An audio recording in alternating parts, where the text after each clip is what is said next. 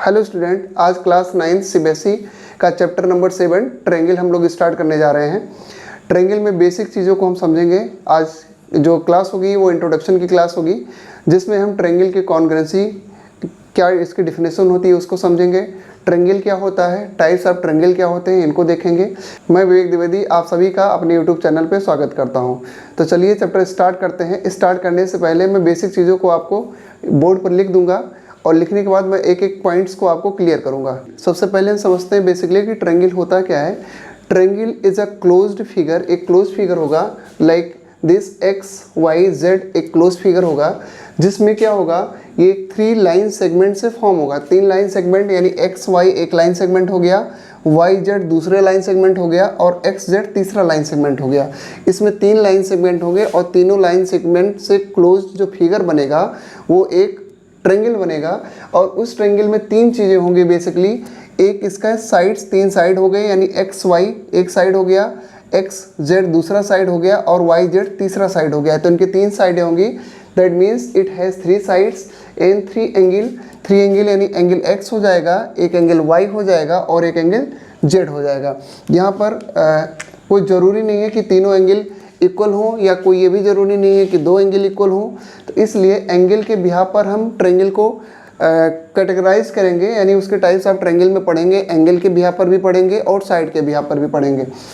इसके बाद 3 वर्टिसेस होते हैं। 3 वर्टिसेस कौन कौन से होते हैं। एक एक्स हो गया, यानी इसके जो ये पॉइंट है इसको वर्टिसेस कहा जाता है। ये point X point, Y point और ये जेड पॉइंट। वर्टिसेस को हमेशा कैपिटल लेटर से डिनोट करते हैं। जो हम A B C D X Y Z या पी क्यू आर जो भी लेते हैं वो कैपिटल लेटर का होगा और इसके वर्टिसेस को डिनोट करेंगे। अगर इसकी साइड की लेंथ को लेना होता है तो साइड की लेंथ को हम क्या करते हैं, स्मॉल लेटर से यूज करते हैं। सपोज कर लो आपको इसको करना है एक्स लेटर से करना है। एक्स के सामने की साइड स्मॉल लेटर का एक्स हो जाएगा, वाई के सामने की साइड स्मॉल लेटर का वाई हो जाएगा, यानी इसकी लेंथ की बात हो रही है। जेड के सामने की साइड स्मॉल लेटर में जेड हो जाएगा, ये इसकी लेंथ की बात करेगा। ठीक है, तो इस टाइप से इस ट्रायंगल में 3 साइड हुए और 3 एंगल हुए। तो 3 साइड और 3 एंगल के बिहार पर ट्रायंगल को कैटेगराइज किया गया है, यानी टाइप्स ऑफ ट्रायंगल हम देखेंगे। उसमें पहला टाइप आ जाता है टाइप्स ऑफ ट्रायंगल में बेस्ड ऑन साइड, यानी साइड के बिहार पर अगर हम ट्रायंगल को डिवाइड करें तो 3 पार्ट में डिवाइड होता है। नंबर 1 है स्केलियन ट्रायंगल। स्केलियन ट्रायंगल में क्या होता है, जैसा मैंने यहाँ फिगर बनाया है, स्केलियन ट्रायंगल में तीनों साइड्स डिफरेंट होंगी, यानी तीनों का लेंथ इक्वल नहीं होगा। यहाँ हम साइड को पढ़ रहे हैं, एंगल को नहीं पढ़ रहे हैं।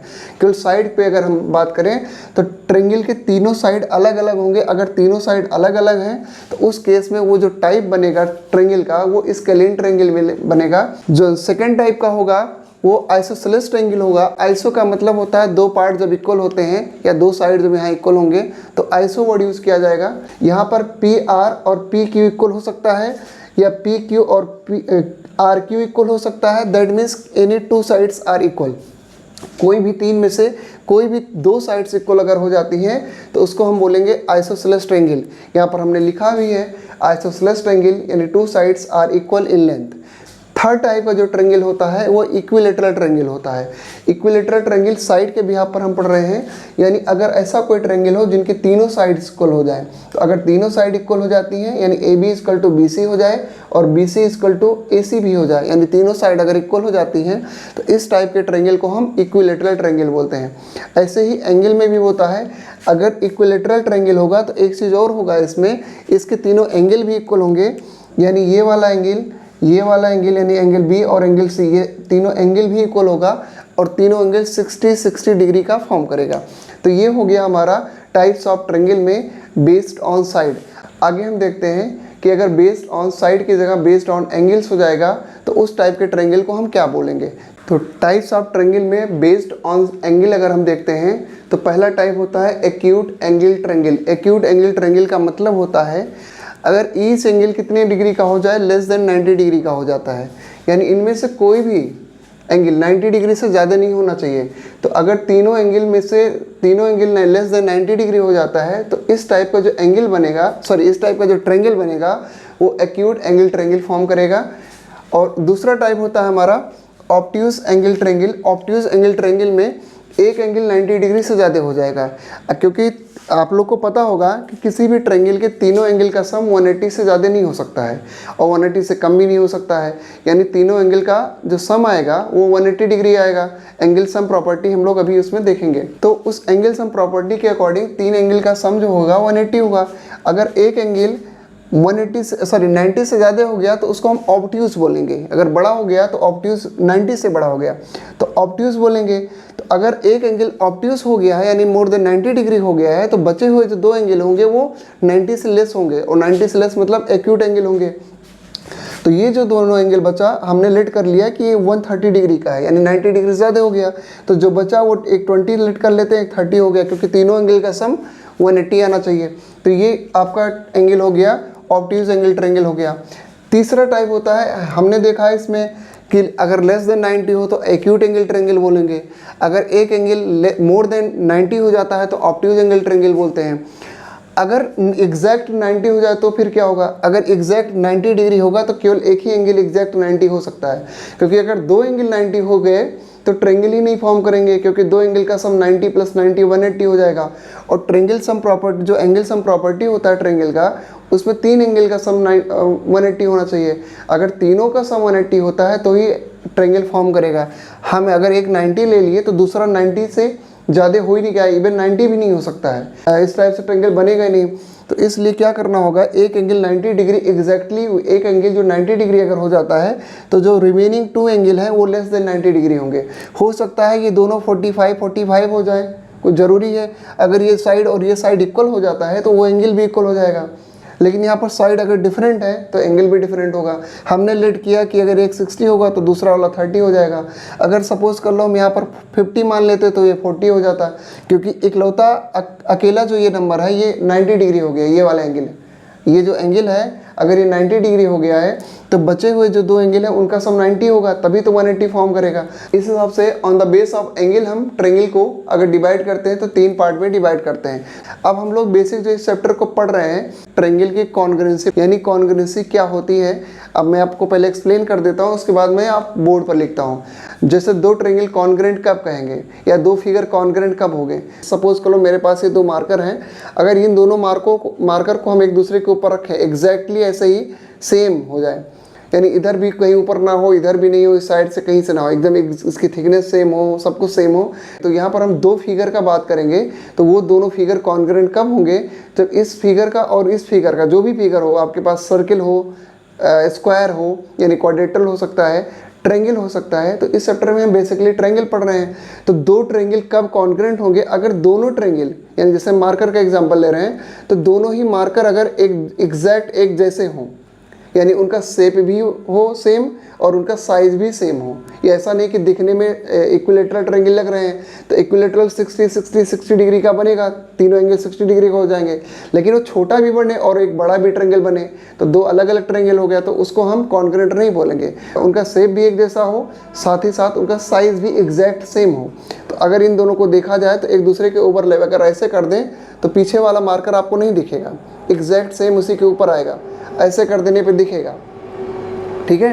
यानी ये दोनों सेम साइज के हैं और इनका शेप है वो भी सेम है, दैट मीन्स ये दोनों कॉन्ग्रुएंट हैं।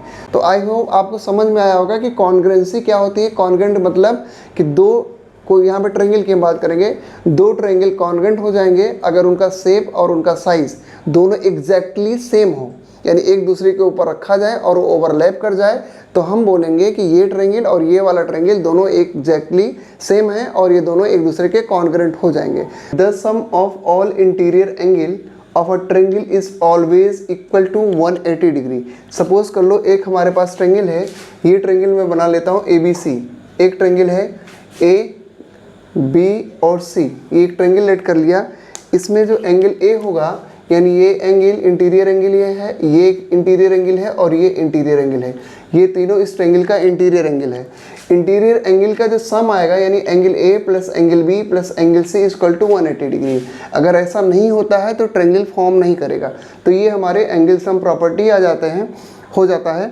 और अगर हम बात करें इस चैप्टर में जो बेसिकली हम पढ़ने वाले हैं, वो पढ़ने वाले हैं कॉन्ग्रुएंसी ऑफ अ ट्रायंगल, यानी दो ट्रायंगल कब कॉन्ग्रुएंट होंगे। वो मैंने अभी थोड़ी देर पहले बताया है कि अगर two triangles are congruent if their corresponding sides and angle are equal. अब करस्पॉन्डिंग साइड और एंगल क्या होंगे, जैसे इसमें देखिए मैंने दो ट्रेंगल बनाए, एक ट्रेंगल ये वाला और एक ट्रेंगल ये वाला। इस ट्रेंगल में अगर हम बात करें, जो मैंने ब्लू कलर में लिया है, इसका नेमिंग कर देते हैं, इसको हम पी क्यू आर कर देते हैं और इसमें डी ई और एफ कर देते हैं। इसमें जो ब्लू कलर में पी क्यू है और इधर जो ब्लू कलर में डी एफ है, ये साइड और इस साइड के इक्वल होगा, तो ये साइड इस साइड का कोरस्पॉन्डिंग साइड कहलाएगा। इस ट्रेंगल का रेड कलर वाली जो लाइन है, लाइन से ये है ट्रेंगल का, यानी पी आर। इसमें जो रेड कलर की लाइन है डी ई, ये दोनों एंगल इक्वल, सॉरी साइड, ये दोनों साइड इक्वल होंगे, तो ये साइड इस साइड का कोरस्पॉन्डिंग साइड कहलाएगा।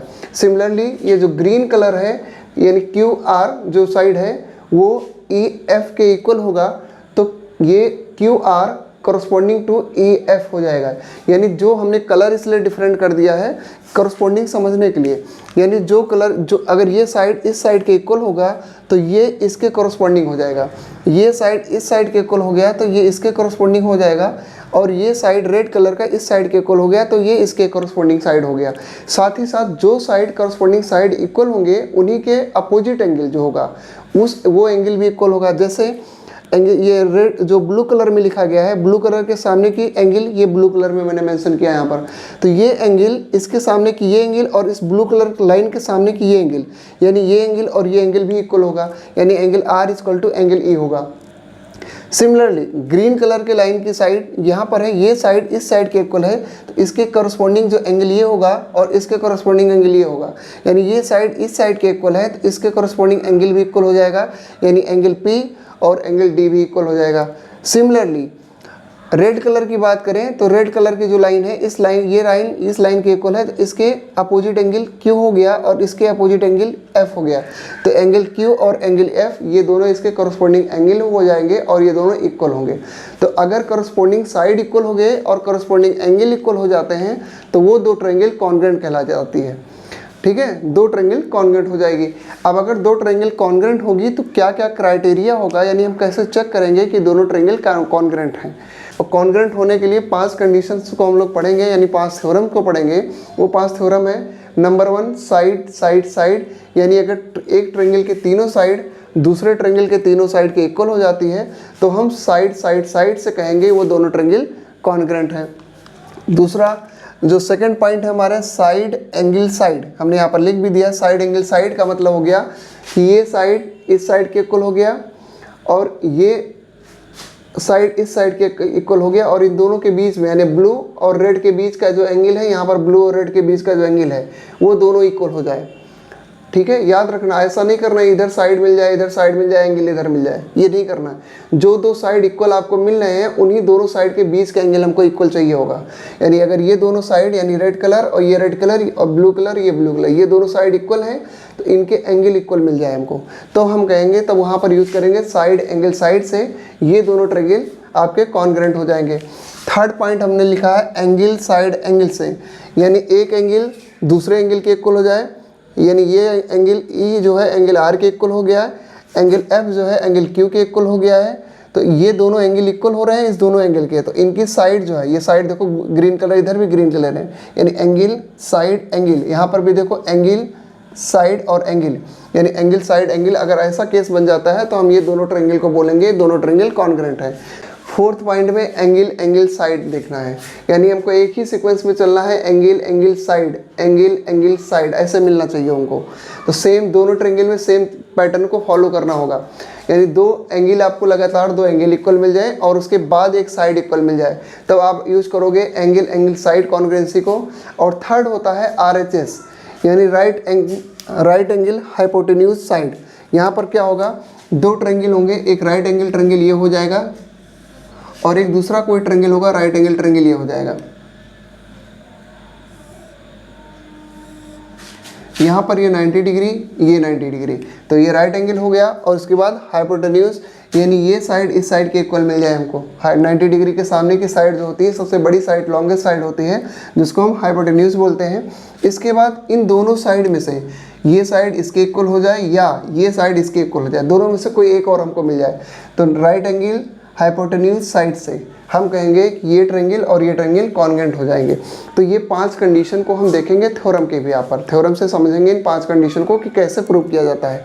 ठीक है, आते हैं हम नेक्स्ट टॉपिक पर। तो नेक्स्ट टॉपिक हमारा है properties of triangle. Properties of triangle में फर्स्ट पॉइंट है, बहुत ज़्यादा इसमें प्रॉपर्टी नहीं है, बेसिकली 2 प्रॉपर्टीज़ को हम याद रखेंगे।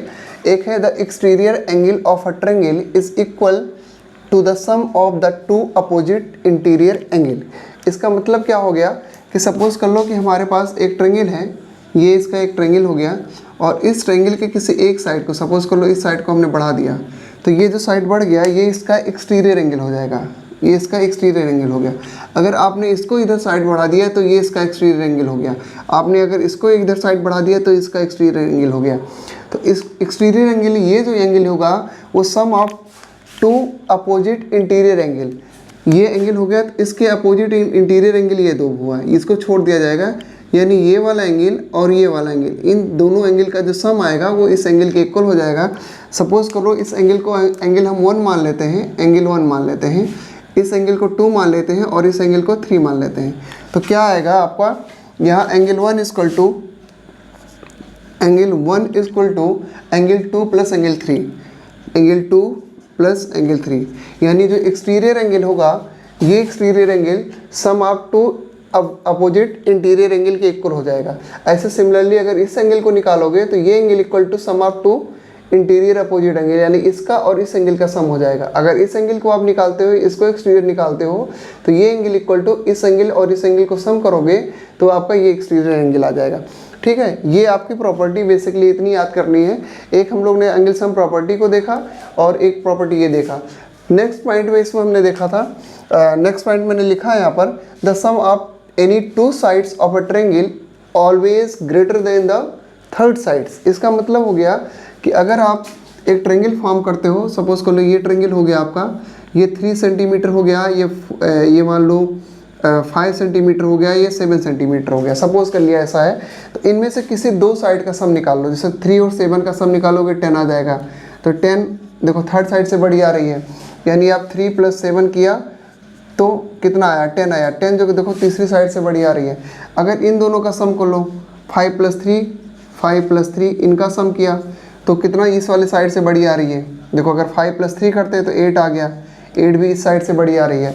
अगर इन दोनों साइड का सम कर लो, यानी 7 + 5 किया तो 7 + 5 कितना आ गया, 12, वो भी इस तीसरी साइड से बड़ी आ रही है। यानी अगर कोई ट्रायंगल है तो उस ट्रायंगल में किसी भी 2 साइड का सम अगर हम करते हैं तो थर्ड साइड से बड़ी आनी चाहिए, यानी उनका जो सम आएगा वो दो साइड का सम तीसरी साइड से अगर बड़ी आती है तो ट्रायंगल फॉर्म होगा, अदरवाइज ट्रायंगल फॉर्म नहीं होगा।